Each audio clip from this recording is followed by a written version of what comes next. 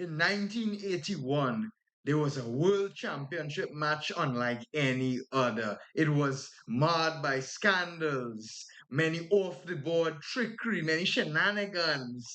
It was one of the most dramatic world chess championship matches in history, if not the most dramatic world chess championship match. And it was played between Grandmasters Anatoly Karpov and Grandmaster Viktor Korchnoi. Now, this match was a very symbolic match. It was between the mighty Soviet Union, who backed Grandmaster Karpov. He was a young talent nurtured by the Soviet Union. They put all the power behind him. And Grandmaster Korchnoi, he was a defectee.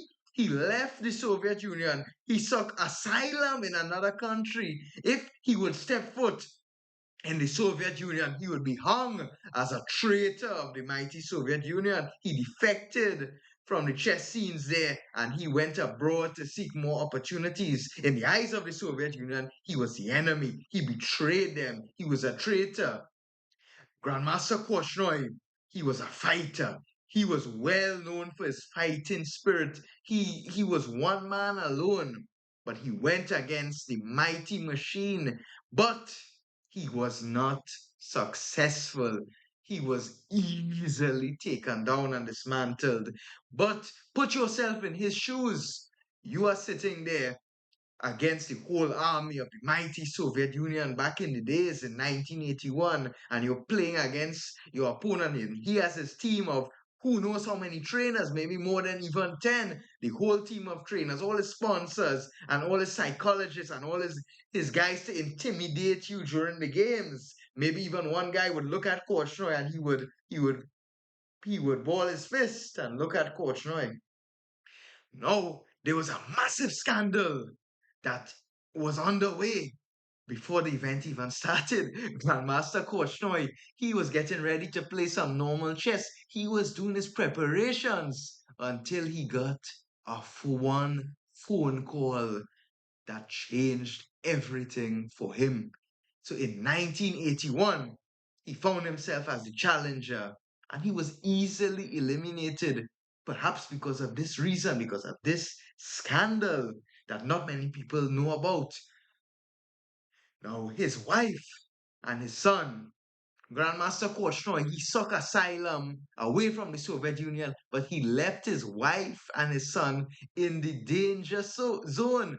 His wife and son, before the match, were kidnapped. They were taken hostage by the Soviet Union government authorities. They were denied emigration and they were forced to remain in Russia while Korchnoi was abroad. Now, this is not any coincidence. They did this on purpose. They held his family hostage and they were waiting for Grandmaster Korchnoi to possibly make a phone call and say, listen, you all can have the match, but give me back my wife and son. But Grandmaster Korchnoi, he didn't care. He came, he's a fighter, he's a legend. There's no reason that can stop Grandmaster Korchnoi from playing chess. They can take his wife, they can take his son, they can take his whole family. He's ready to fight. And that is how much Grandmaster Korchnoi loved the game of chess. Right. So that was a huge scandal. Imagine you're going to play a game of chess and you get a phone call that your family member has been arrested, that your family member has been thrown in an immigration office and not allowed to leave. What would you do? But here we are at this position here. I believe this was the sixth game in the World Chess Championship match. Now, Grandmaster Korchnoi lost. He was under too much pressure, and I would be too. It's no chance. It is not human conditions. I mean, the guy's wife and son were basically kidnapped. He still tried his best, but it was too much for any mortal human. So, but Grandmaster Korchnoi showed some good moments. He was playing black here.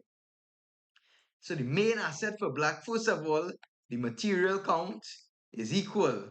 Same amount of pawns. In fact, did you count wrong? That's not true.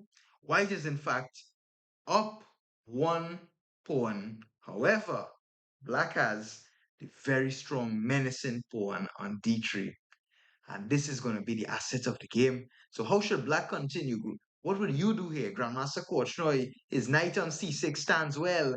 It's looking towards the center while it also stops the c5 pawn. His rook is on the open file. His bishop well protects the d3 pawn, which is a bone in the throat of white. Grandmaster Korchnoi, pawn to h5. He's advancing his forces, ready to kick back Grandmaster Karpov. Grandmaster Karpov, h3, Korchnoi, attack, h4. The knight is, it has to go back. Karpov, he flicks in bishop to g5. He's attacking the queen and the pawn. He believes that maybe he can win this pawn on h4.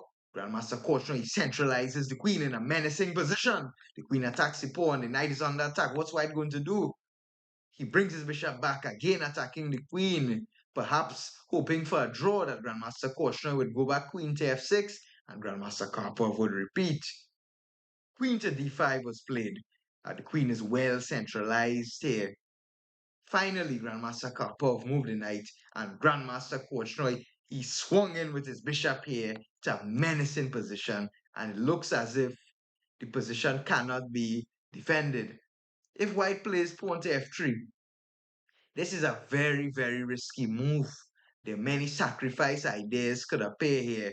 For example, bishop captures f3 would be a very menacing sacrifice. And after g captures f3, I would be very worried with white here. I have many moves such as knight to e5, ready to capture back on f3 with check. The rook can swing across, and the white king is not in any fun situation, and the pawn on h4 does a great job of covering the g3 square. Bishop to f4 was played, a mistake, and Grandmaster Korchnoi simply took on g2, and it was now time for Grandmaster Karpov. He threw in the towel. What just happened there? These look like this was a game between two amateurs playing. They made some very stupid moves, and Korchnoi just won the game. I mean, there's nothing to do here. Karpov resigned. Rook g6. The king is open. Pawn on a3 is hanging. Mate is coming.